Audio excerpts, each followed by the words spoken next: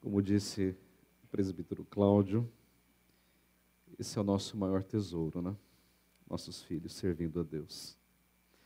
Hoje de manhã eu falava para a classe Estrela da Manhã que na igreja da Escócia, que é a nossa igreja avó, é uma igreja que está, infelizmente, se deteriorando. Você tem um grupo de idosos e um pequeno grupo de crianças. A igreja que teve a maior escola dominical de toda a Escócia, com 600 alunos, hoje tem 90 idosos e 5 crianças. Valorizemos isso. Isso é muito importante. Vamos abrir a palavra de Deus em Efésios, capítulo 4.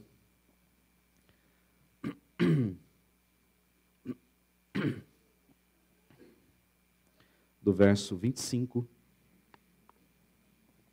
até o verso 32.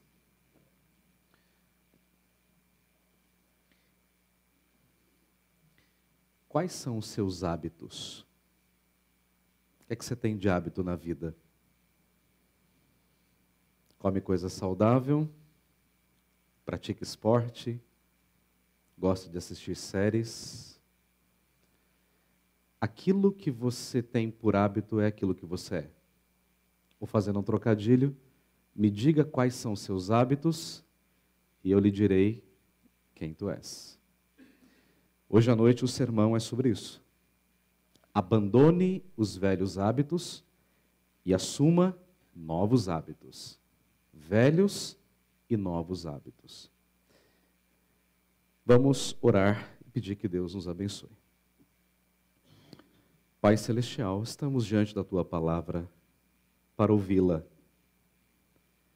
Carecemos, ó Deus, da direção do Teu Espírito. Ilumina, Senhor, a nossa mente. Abra o nosso coração para recebermos a mensagem desta noite. Não queremos ouvir o que queremos, mas queremos ouvir aquilo que o Senhor tem para nós. Fala, Deus, a cada um de nós, em nome de Jesus. Amém. Se você se lembra na mensagem anterior, do verso 17 ao verso 24, Paulo usou duas palavras importantes: despojar e revestir. Então o que Paulo estava dizendo é, nós precisamos nos despojar, e esse despojar é uma ação única. Tem que tirar. Tire a velha roupa. É uma coisa que acontece uma única vez na nossa vida.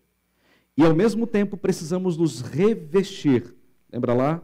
Versículos 22, 23 e 24 do texto anterior, do mesmo capítulo. Mas revestir-se de um novo homem não é o fim de uma vida cristã, é o começo. Porque a partir de agora, nós precisamos assumir novos hábitos. Lembra daquele exemplo que eu dei daquele mendigo? Que o pastor o acolheu, deu banho, uma roupa nova, pregou o evangelho, se converteu? A partir daquele momento, aquele homem é um novo homem. E ele precisa cultivar novos hábitos. Ele precisa aprender a tomar banho todos os dias, a escovar os seus dentes depois de todas as refeições, a trocar de roupa todos os dias e assim por diante. O que Paulo vai nos falar hoje é dos velhos hábitos daquele velho homem e dos novos hábitos do novo homem. Então nós vamos olhar aqui basicamente para 4 velhos hábitos e 4 novos hábitos, por assim dizer. O primeiro hábito que precisamos tirar da nossa vida, o primeiro velho hábito, está logo no versículo 25. Não minta mais, fale a verdade. Veja o que o texto diz. Por isso, esse por isso está dizendo, uma vez que você se despojou, uma vez que você se vestiu de um novo homem, então, por causa disso, dessa mudança, por causa disso, deixando a mentira, fale cada um a verdade com o seu próximo, porque somos membros uns dos outros. Eu fiquei pensando, por que o apóstolo Paulo começou com mentira? Ele poderia ter falado de tantas outras coisas. Mas Paulo começa falando sobre mentira.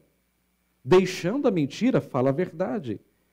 A mentira era um hábito no mundo antigo. As pessoas mentiam e mentiam muito. Aliás, hoje em dia ainda é assim. É um hábito muito cultivado. As pessoas mentem e mentem muito. A gente vê os nossos filhos, né? Mas eles também mentem. Mentem aos pais, mentem aos irmãos, mentem aos professores, mentem para as pessoas. E crianças mentem por várias razões. Mentem por vergonha, por medo de disciplina, para se engrandecer. A diferença é que a criança não sabe esconder muito bem. O adulto faz isso de forma melhor. Ele treina com mais facilidade esse hábito. Mas o apóstolo Paulo diz de maneira muito clara: deixando a mentira, fale cada um a verdade. E é interessante porque quando Paulo fala de deixar a mentira, Paulo está falando, deixa a mentira de uma vez por todas. E por quê? Porque ela faz parte de um velho homem, de um velho hábito que tem que ser tirado da nossa vida. Mas, ao mesmo tempo, se de um lado temos que deixar a mentira, Paulo diz assim, então agora, fale a verdade. É uma ordem do apóstolo Paulo. E o verbo falar é um verbo no tempo presente. Isso significa o quê? Uma vez que você deixou de mentir, passe a falar a verdade. Fale a verdade com frequência. Ou, numa tradução mais literal, continue falando a verdade. Então, o que Paulo está dizendo é, falar a verdade tem que ser um hábito na nossa vida. Tem que ser um hábito na vida cristã. Assim como tomar banho é um hábito, assim como ler é um hábito que a criança precisa aprender desde pequenininha. Comer coisas saudáveis também é um hábito. Praticar um esporte é um hábito. A vida, ela é feita de hábitos, bons ou ruins. E o que Paulo está dizendo é, se você tinha o hábito de mentir na sua velha vida, então agora pare e passe a falar a verdade uns com os outros. E qual é a razão que Paulo nos dá? Ele diz, porque somos membros uns dos outros. Paulo então considera a igreja como um corpo. Se uma parte do corpo mente, todo o corpo está em perigo. Imagine a cena. Você chega num lugar muito quente, muito, muito quente. E você coloca a mão, mas a sua mão, ela mente para o seu cérebro dizendo assim, não está quente. Está frio. Então você entra. E ao entrar, você vai tomar um choque térmico. Você pode ser frito. Por exemplo, se a sua mão coloca, sei lá, encosta numa tomada, e ela passa a mensagem dizendo assim, você está lá tocando, e você sente que é uma tomada, e o cérebro, e a mão diz assim ao cérebro, não, isso não é uma tomada. E você encosta a mão lá naquele buraquinho da tomada, ou num fio que está ali descascado, você vai tomar um choque. O que Paulo está dizendo é, uma vez que você mente, você fere o corpo como um todo. Todo o corpo vai ser punido por isso. Vai sofrer as consequências por isso. Então veja novamente o texto. Deixando a mentira, fale cada um a verdade com o seu próximo, porque somos membros uns dos outros. O crente, ele fala a verdade não é só na igreja, mas ele deve falar a verdade na sua casa, deve falar a verdade para a sua mulher, deve falar a verdade para o seu marido, deve falar a verdade para os seus filhos. O celular do crente, como a sua rede social, deve ser uma coisa aberta. Um marido jamais deveria ter uma senha que a mulher não soubesse ou vice-versa. Aliás, tem um ditado que nós conhecemos bem que diz assim, quem não deve, não teme. Não é verdade? A nossa vida tem que ser uma vida sincera, sincera. Esse é o sentido da palavra latina, né? Quando os vendedores de vaso queriam vender um vaso trincado, eles botavam uma cera, passavam verniz e vendiam. Aí as pessoas que compravam os vasos perguntavam assim, é sem cera? Daí veio a palavra sinceridade, quer dizer, sem um verniz, sem uma capa de mentira. E o crente é chamado para ser sem cera, deve ser sincero nas suas palavras e naquilo que ele faz. O cristão é alguém que é confiável no seu trabalho, nos seus relacionamentos, no seu condomínio, na sua vida. A nossa palavra tem que expressar aquilo que é o nosso coração. Aliás, Jesus disse que aquele que mente, que vive no pecado, ele é filho do diabo, não filho de Deus. E Jesus fala que o diabo é mentiroso desde a fundação do mundo. Essa é a sua essência, é mentira. Ele mentiu para Eva, quando disse assim, não, você pode comer porque não vai morrer. Não foi isso que ele disse? Quando Deus havia dito, se comer, morre. Foi assim que ele levou os nossos pais ao pecado. O diabo mente para nós, quando coloca diante de nós uma imagem pornográfica, dizendo assim, isso é bom, mas isso é uma mentira. O diabo mente para nós quando nos oferece uma vida fácil, de dinheiro fácil, de oportunidades fáceis. Ele é mentiroso. E toda vez que nós mentimos, nós estamos vivendo como filhos do diabo. Então, em primeiro lugar, não minta mais. Fale a verdade. Segundo lugar, versículos 26 e 27. Irai-vos e não pequeis. Irai-vos e não pequeis. Esse é um versículo muito interessante. Raramente nós falamos sobre ira, né? Mas a Bíblia nos ensina que existem dois tipos de ira. Uma ira que é justa e uma ira que é pecaminosa. Por exemplo, Deus ele se ira de maneira justa. Quando um filho dele faz coisa errada, Deus se ira. Deus se irou contra o seu povo lá no deserto, lembram-se quando saiu do Egito e tal? E eles começaram a reclamar e a murmurar e Deus ficou irado. E Deus mandava serpentes abrasadoras. Outro dia Deus abriu o chão e engoliu 21.000 homens. Deus se sentia muito irado por conta da ingratidão do povo. O próprio Senhor Jesus Cristo ficou irado quando ele foi ao templo e ele encontrou lá os vendilhões, fazendo do culto, da adoração, um comércio. E a Bíblia diz que Jesus fez ali uma espécie de um chicote e ele não bateu em ninguém, mas ele saiu, imagino, né, fazendo aquele barulho no ar, espantando as pessoas, virando as mesas, espantando os animais. E ele diz, o que vocês estão fazendo? Transformando a casa do meu pai num covil de salteadores, de ladrões, de comerciantes. Então percebam que existe uma ira que é justa. Você já se irou de maneira justa. Quando você liga a sua televisão, suponhamos de madrugada, num horário, e você vê aqueles falsos profetas, né? Oferecendo cura, milagre, vendendo o evangelho, feijão que cura de Covid, coisas do tipo, não é? Você não se ira? Você fala, meu Deus, essas pessoas estão fazendo do evangelho um comércio, do púlpito um balcão.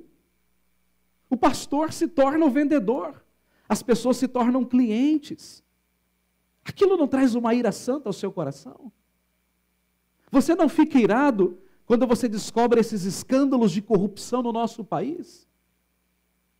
Milhares e milhões de pessoas morrendo na fila porque não conseguem um tratamento para o câncer, ou precisam de uma simples cirurgia, mas estão lá morrendo nas filas e nas filas. Você não fica irado com isso? Eu fico. Muito. Existe uma ira que é santa? Existe isso. Existe isso. Nós nos iramos quando vemos coisas erradas na igreja. Crentes se comportando de maneira imatura, dando mau testemunho. Nós nos iramos. Agora, existe uma ira que é pecaminosa. É quando essa ira, ela vem movida por inveja, por vingança, por ações punitivas. Você fica bravo, mas você fala assim, tomara que ele se dê mal. Isso é uma ira pecaminosa. Tomara que ele não consiga, é uma ira pecaminosa. Quando você vê alguém progredindo e você queria estar no lugar daquela pessoa, você se ira pelo progresso dela, isso é uma ira pecaminosa. Então, existem dois tipos de ira, uma ira justa e uma ira santa. Aí você pergunta, ok, qual é o critério para que a gente não escorregue muito facilmente de uma ira justa para uma ira santa? 3 critérios. Onde eles estão? No texto que vamos ler. Veja o que Paulo diz. Irai-vos, primeiro critério, e não pequeis. O que significa irar-se e não pecar?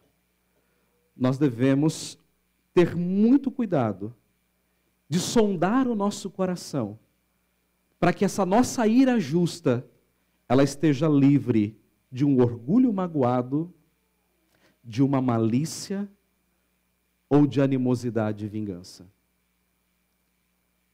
Que tipo de sentimento está acompanhando a minha ira? Se é orgulho, se é maledicência, se é animosidade ou vingança, opa, paro agora. É uma ira pecaminosa. Segundo critério que Paulo coloca, ele diz assim, irai-vos, não é isso?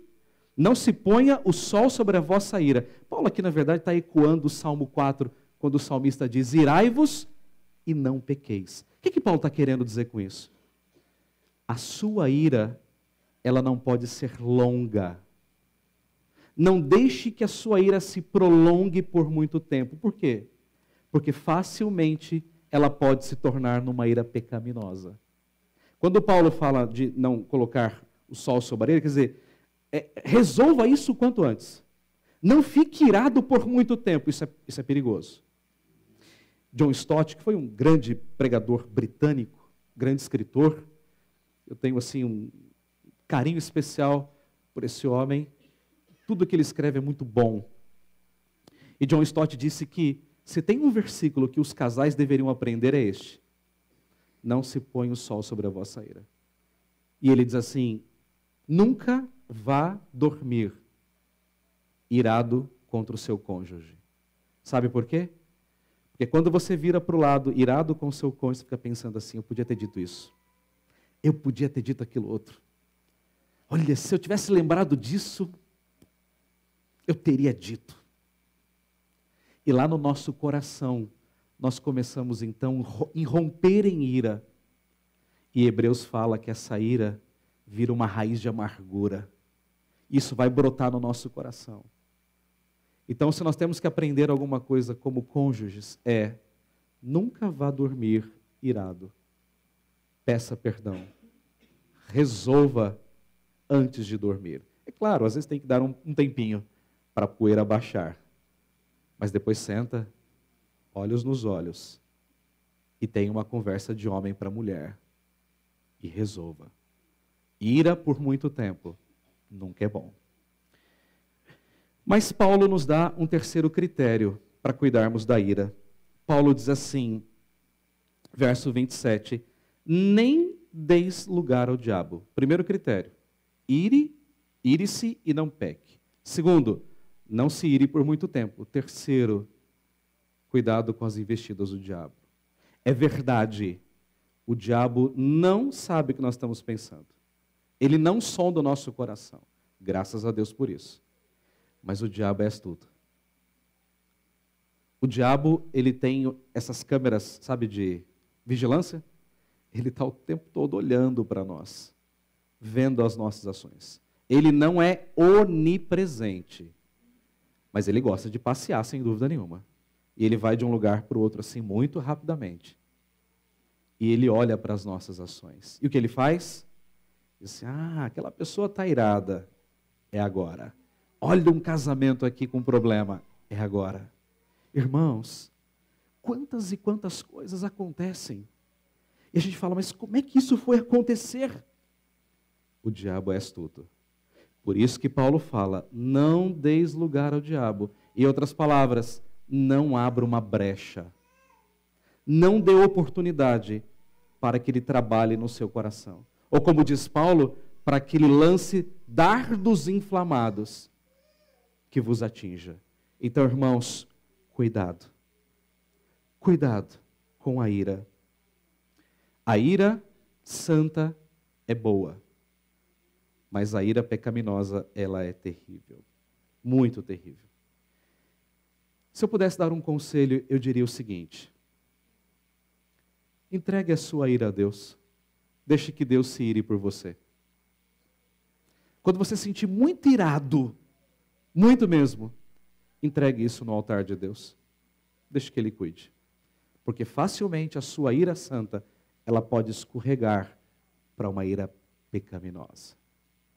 Terceiro lugar, versículo 28. Aquele que roubava, não roube mais. Aquele que furtava, não furte mais.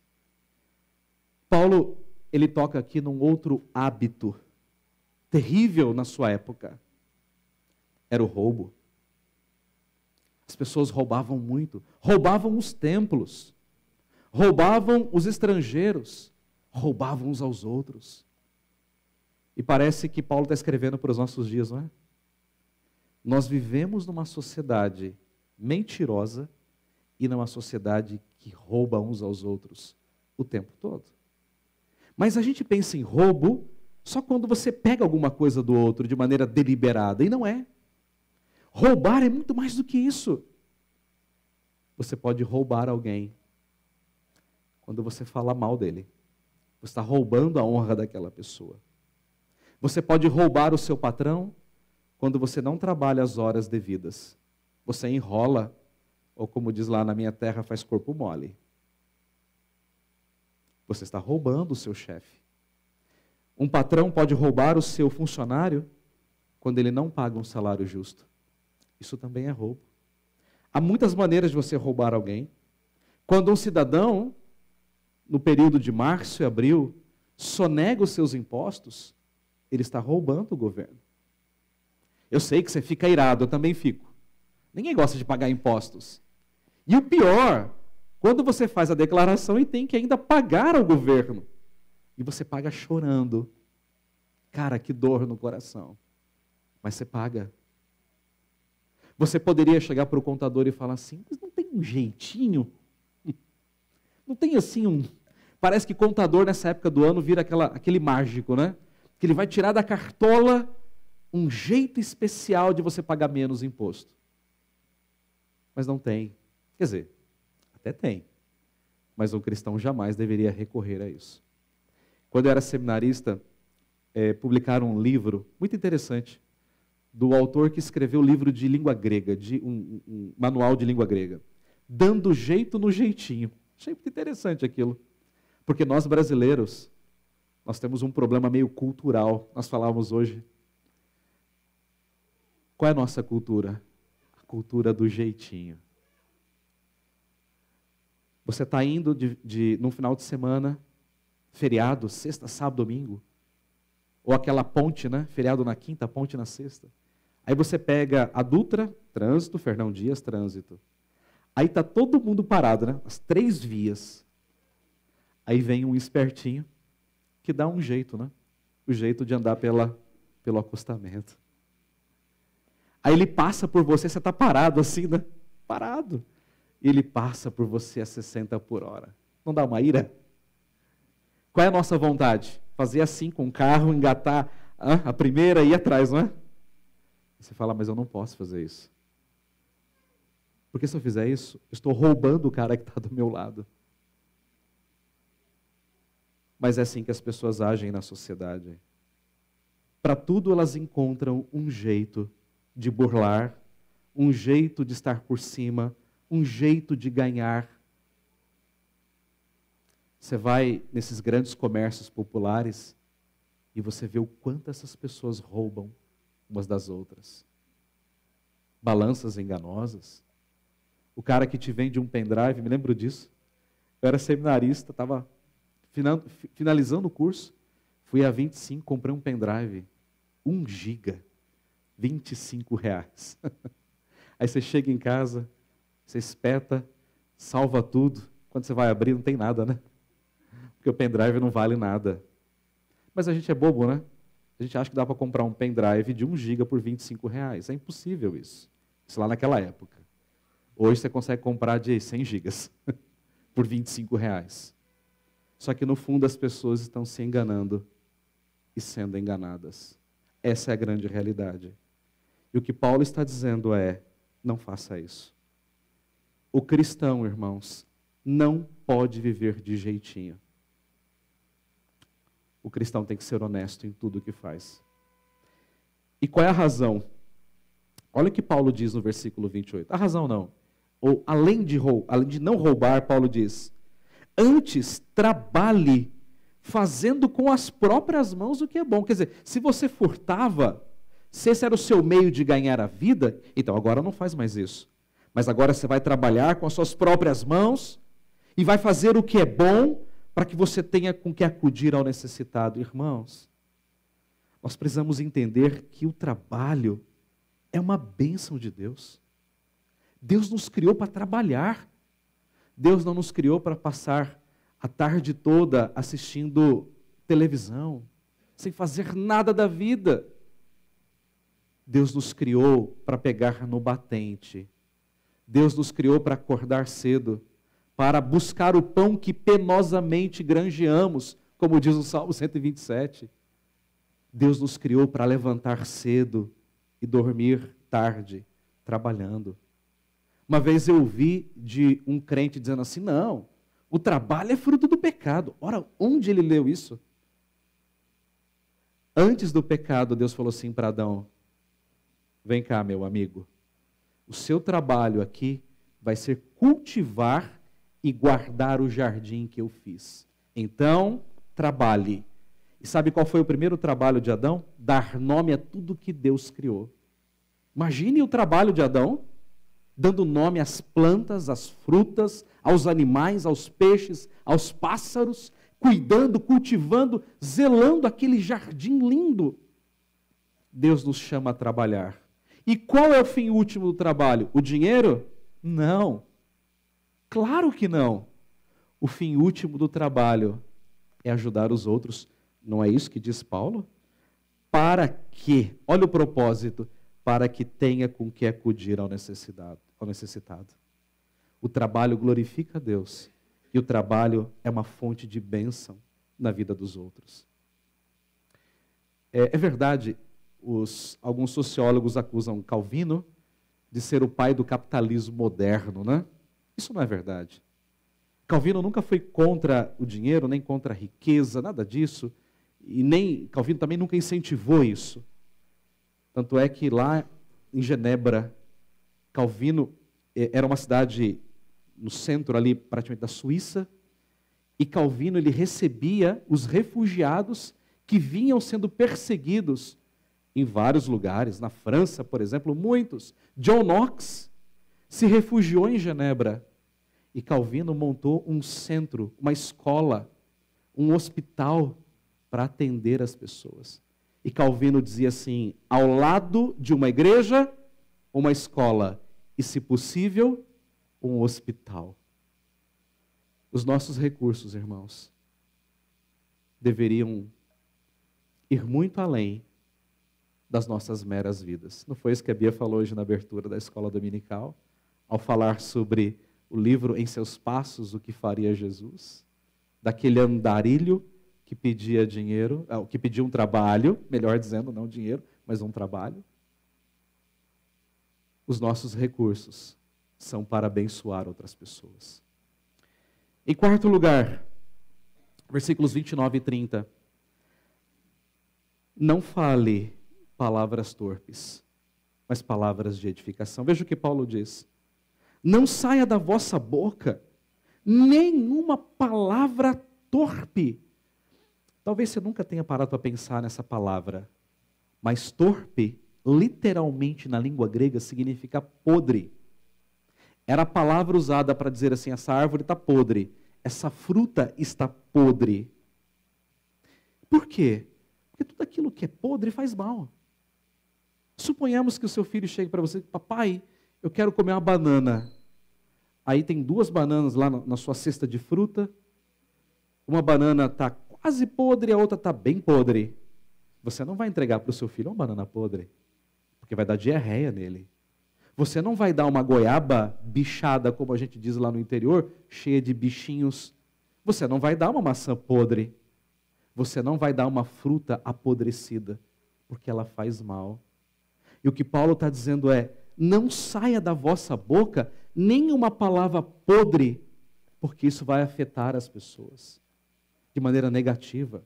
Então veja o que Paulo diz, não saia da vossa boca nenhuma palavra podre. E veja, e sim unicamente que for boa para edificação. Então as nossas palavras precisam edificar as pessoas, ajudá-las a crescer. Esse é o sentido da palavra edificação. Fale aquilo que é bênção. Fale aquilo que traz edificação, que conforta, que consola, que encoraja. Meus irmãos, como tem gente sempre com uma palavra negativa, é impressionante. Como há pessoas que sempre assim estão na contramão, ao invés de elogiar, critica. São pessoas não de uma faculdade, de um entendimento crítico, mas de um espírito crítico. Não, Paulo diz não. Saia da vossa boca uma palavra que edifica conforme a necessidade. Ora, se tem um irmão que está chorando, eu vou trazer uma palavra a ele de edificação. Meu irmão, calma, Deus está no controle. Olhe para o alto, confie em Deus, vamos seguir juntos. E Paulo prossegue dizendo, e assim, olha que lindo isso, transmita graça aos que o ouvem. A palavra do crente tem que ser uma palavra temperada, uma palavra de amor. É interessante que Tiago, quando escreve a sua carta, ele diz assim claramente, que a língua, ela coloca em chama toda a vida, toda a existência humana. A língua é um objeto terrível, diz ele. E Tiago diz assim, com ela nós bendizemos ao Senhor e Pai, mas também com ela nós amaldiçoamos as pessoas que foram criadas à semelhança de Deus.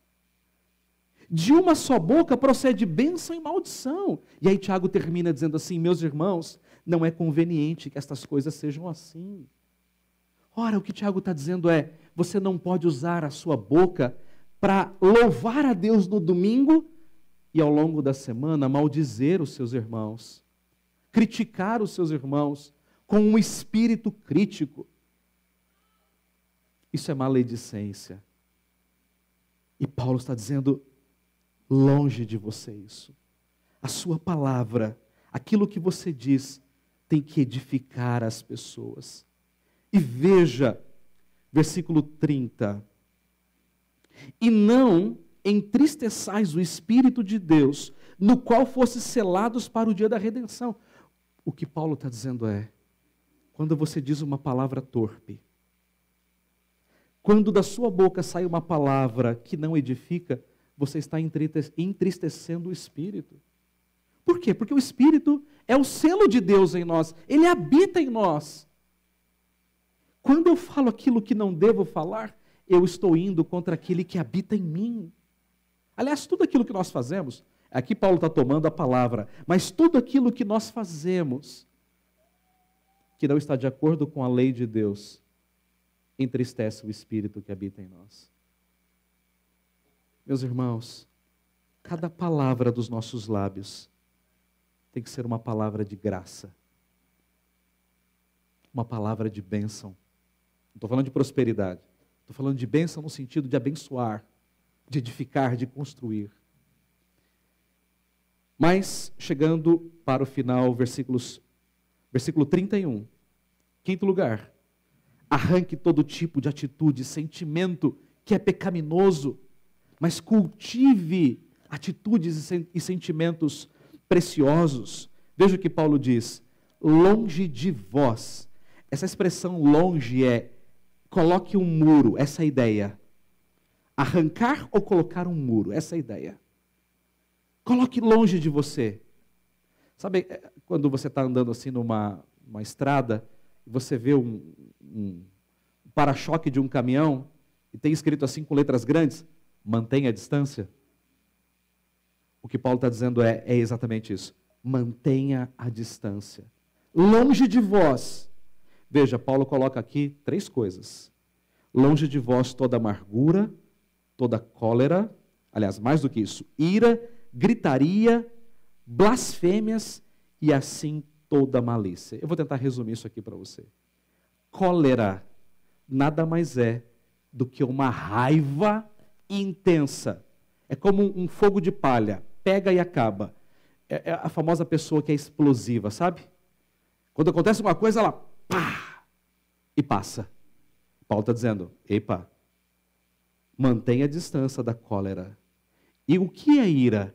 Ira é uma raiva, só que intensa, contínua, que vai crescendo. Então Paulo está dizendo, longe de você, tanto essa raiva momentânea, quanto essa raiva nutrida. Não deixe isso acontecer no seu coração. A cólera e a ira são coisas irmãs. Um é o fogo, o outro é a lenha. Longe de nós. Mas Paulo diz, longe de nós também a gritaria, as blasfêmias e a malícia. Ora, a gritaria é grito mesmo. É exatamente isso. A pessoa que grita numa discussão, ela grita porque ela não tem argumentos. Sabe mais ou menos no futebol? Quando está lá, o cara cai, aí um grita, foi falta! E aí o pessoal fala assim, foi falta, aí o cara cruzou, fez o gol, aí o time adversário diz assim, ganhou no grito. Ganhou no grito. O que Paulo está dizendo é, nós não podemos ganhar no grito. Quem grita, perde a razão. E Paulo está dizendo, longe de nós, toda gritaria. Mas Paulo prossegue, longe de nós, toda blasfêmia. Blasfêmia nada mais é do que palavra caluniadora, difamadora, injuriosa. A pessoa que grita, ela vai usar um tom agressivo. Ela vai atacar o outro. Inevitavelmente. Inevitavelmente. E Paulo está dizendo, epa, longe de nós. Grito. Longe de nós, palavras duras. E Paulo termina usando uma expressão, longe de nós toda malícia. Malícia é toda maldade. Seja pensada, seja executada. É aquele desejo de vingança. Sabe quando você está lá no trânsito e alguém te fecha, e aí no seu coração vem aquela vontade de fechar também? Quando o cara buzina, e aí você sente vontade de buzinar também? Quando alguém te ataca e você sente vontade de atacar também? E Paulo está dizendo, arranque essas coisas. Elas não deveriam fazer parte dos nossos hábitos. Longe de nós, gritaria, palavras duras, caluniadoras, palavrões. Isso jamais deveria caber na boca de um crente. Palavrões, piadas maliciosas. Jamais. Mas finalizando, irmãos, finalizando. Ao contrário disso tudo, como é que nós temos que viver então? Vamos olhar para o verso de número 32. Antes, então ao contrário de tudo isso que nós vimos, ao contrário de toda amargura, raiva, gritaria, maledicência, maldade, ao contrário disso tudo, o que é que nós temos que cultivar na nossa vida? Paulo diz, antes sede uns para com os outros, benignos. Traduzindo, seja bondoso, coloque-se no lugar do outro. Isso é uma atitude de bondade, de gentileza, de agir em favor do outro. O bondoso é a pessoa que é agradável, que é benevolente. Mas Paulo prossegue. Antes sede uns para com os outros, benignos e compassivos. A compaixão é se compadecer do sofrimento alheio. Ser compassivo é viver a dor do outro e tentar de alguma forma amenizar a dor do outro. Isso é ser compassivo. Isso é ter compaixão. É colocar-se no lugar do outro e viver a dor dele. Meus irmãos, há certos momentos na nossa vida que a gente não precisa dizer nada e nem deve. Tem certos momentos que quando uma pessoa está muito para baixo e sofre uma perda tão grande, a melhor coisa que a gente tem para dizer é nada. A gente abraça e a gente chora. Essa é a melhor bondade e compaixão que existe em certos momentos. Mas Paulo termina e ele fecha com chave de ouro e Paulo diz assim: perdoando-vos uns aos outros. Irmãos, eu quero compartilhar uma coisa que eu descobri reestudando isso aqui. E para mim foi muito enriquecedor, muito mesmo. Eu já falei N vezes de perdão. Mas eu descobri uma coisa que eu não sabia. A palavra perdão, na língua grega, é uma palavra que nós conhecemos mais ou menos. É a palavra, a raiz é charis, que é graça. Perdão é charizomai. E a raiz dela é charis, graça. E a definição dessa palavra, perdão, significa conceder ou dar graciosamente. Agir favoravelmente. Eu nunca tinha parado para pensar na beleza dessa palavra. Quando nós perdoamos, nós estamos agindo graciosamente em favor do outro. Olha que lindo isso. Então, se você pudesse ter uma definição de perdão, a definição é graça. Perdão é graça. E olha que coisa tremenda como Paulo termina o texto. E aqui está a base do perdão. Ele diz assim: perdoando-vos uns aos outros, isso significa então que o perdão é mútuo. E aí Paulo dá o ponto de analogia, não é? De comparação. Como também Deus em Cristo vos perdoou. Então, por que eu tenho que perdoar? Porque eu fui perdoado. E como é que Deus me perdoou? Deus cobrou alguma coisa? No dia que você se converteu, Daniel, Deus te cobrou? Falou assim: Daniel, o perdão aqui custa tanto. Foi isso que Deus fez? Não. Deus simplesmente perdoou.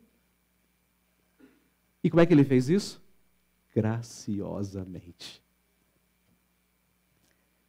Irmãos, perdão não é um sentimento. Não existe esse negócio de você ter que sentir no coração para perdoar. Mas pastor, eu não estou sentindo no coração. Irmãos, se a gente tiver que sentir no coração para perdoar, a gente nunca perdoa. Porque o nosso coração é enganoso. Nosso coração é cheio de orgulho. Perdão é algo que nós concedemos, é graça. Quando alguém chega para nós e diz: olha, quero pedir perdão. Você está perdoado. Você não me deve mais nada. Ponto. Perdão é tirar o fardo, não só das suas costas, mas das costas do outro também. Irmãos, se tem uma palavra que nós deveríamos colocar assim, espalhada na nossa casa, na tela do nosso computador, é a palavra perdão. Se nós somos perdoados, nós temos o dever de perdoar em Cristo Jesus. Concluindo o meu sermão, a vida é cheia de hábitos. Todos nós aqui temos hábitos. Hábitos bons e hábitos ruins no que tange a nossa vida. Aquilo que você faz é aquilo que você é. Essa é a grande verdade. E o que é que Paulo está nos ensinando aqui, então, no resumo da ópera? Paulo está ensinando que nós precisamos colocar de lado todos aqueles velhos hábitos. Cada um deles. Mentira, a ira pecaminosa, o roubo, a palavra torpe, a amargura, a cólera, a ira, a gritaria, a blasfêmia, a malícia, e assumir então novos hábitos. O mendigo, que se acostumou com a roupa suja, que se acostumou a não tomar banho, esse é o hábito dele. Tomar banho para ele é uma coisa estranha. Cortar a barba, cortar o cabelo, escovar os dentes é uma coisa estranha. Mas uma vez que aquele mendigo foi tirado da rua, ele precisa agora tomar banho todos os dias. Ele precisa ter novos hábitos. Ele precisa aprender a escovar os seus dentes toda vez que ele se alimenta. É isso que Paulo está dizendo. Que nós, como cristãos, precisamos colocar fora de nós, abandonar esses velhos hábitos e assumir novos hábitos, novos valores, uma nova vida. Eu pergunto aos irmãos essa noite: quais são os seus velhos hábitos que ainda precisam ser arrancados? Eu pergunto a mim: quais são os meus hábitos que precisam ser arrancados de mim? Quais hábitos?